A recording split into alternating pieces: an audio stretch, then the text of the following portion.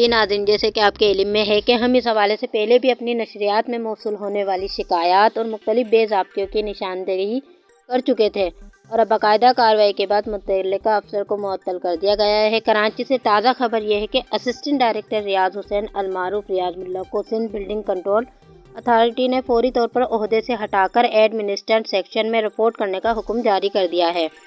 اہل علاقہ نے اس فیصلے کا خیر مقدم کرتے ہوئے سکہ سانس لیا ہے، جبکہ مزید انکوائری بھی شروع کر دی گئی ہے۔ مزید جانتے ہیں کرائم رپورٹر شاہد خان کی اس رپورٹ میں۔ جی شاہد خان۔ جی بالکل، اسسٹنٹ ڈائریکٹر ریاض حسین اور ملا معطل۔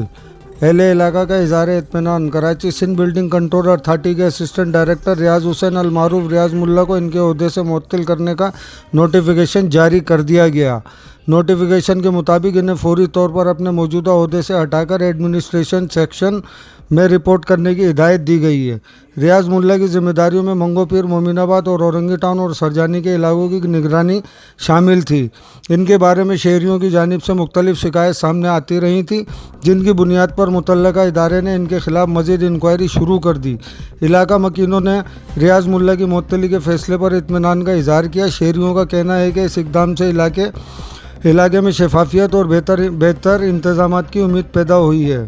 ذرائع کے مطابق ادارے کی جانب سے جاری کردہ انکوائری کے بعد یہ فیصلہ کیا جائے گا کہ مستقبل میں ان کے خلاف کیا کارروائی عمل میں لائی جائے۔ Crime reporter Shahid Khan, K6 city news, Karachi.